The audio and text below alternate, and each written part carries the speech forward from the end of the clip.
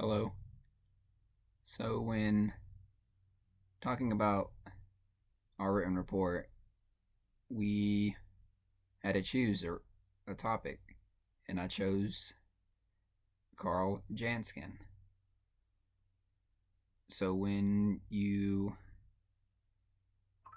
start to think about who is Karl Janskin, that's what I thought. But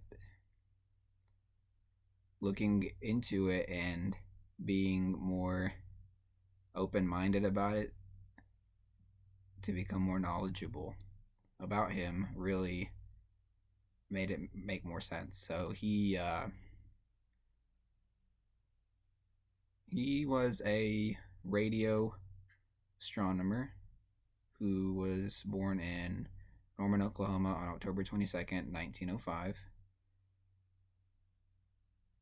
to Neil Maroon, his mother, and Cyril M. Janskin, his father. He and his older brother, Cyril Jackson Jr., both tag teamed and built the earliest radio transmitters in the country. So, talking about a little bit more of the background about Karl Janskin, he enrolled in college at the University of Wisconsin, where he later received his bachelor's in 1927.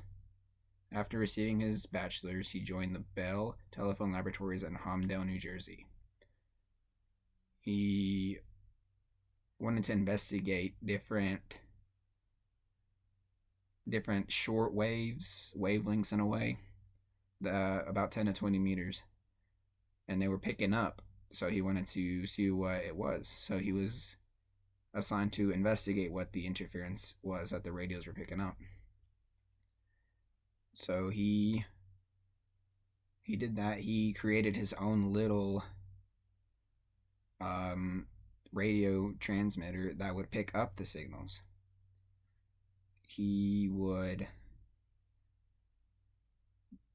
constantly study the different types of wavelengths that would come through, like the sounds and disturbances, and he came to the conclusion that he would see a cycle. It would repeat every 23 hours and 56 minutes, which we all know equals a day, almost. But if you want to get technical about it, but he noticed that also noticed that the period of the Earth's rotation relative to the stars instead of relative to the sun, which means that the way, I guess, a rotation of the Earth, and how, talking about like the 23 hours and 56 minutes, so he'd noticed that it was just a bit like off, I guess, in a way. So after that, he concluded that the radiation was coming from the Milky Way, and it was the strongest in the direction at the center of the galaxy. So in 1931, his antenna picked up and identified radio interference that was coming from the sky, but then later determined that it was just coming from a star. But it was coming actually from not just a star, it was coming from the constellation of, looks like Sanctinus or something. I can't pronounce that. But, so yeah, he figured that out. He came to the conclusion that it was coming from that. And he had some peer reviews done on it too with Harold Shapley and Jan Oort, that they were able to confirm that it was coming from the Milky Way. So in 1933, he was given recognition and on a writer who was known as a radio engineer. His name was Grote Ribber, and then would later have a book about his findings published by John D. Cross. He actually was in radio observator at Ohio State University, which later he would take the textbook, and that's how the class jump started due to his findings and the writing of the textbook. In his later life, he didn't want to pursue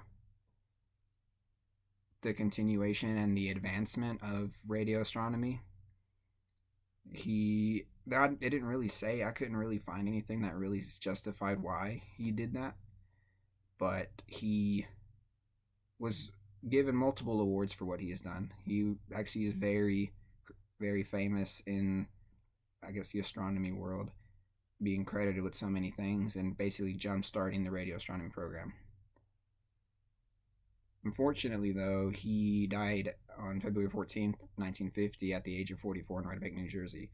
So he didn't live a very long life, but he did what he was able to accomplish during his time was good, was remarkable, even for him to do that, because he was originally like physics. He didn't. I don't. They didn't really say he wanted to get into astronomy, but since his dad was a professor at the college he went to, he followed in the footsteps of his father. But yeah, my report was on Karl Jansky, and I hope you enjoyed.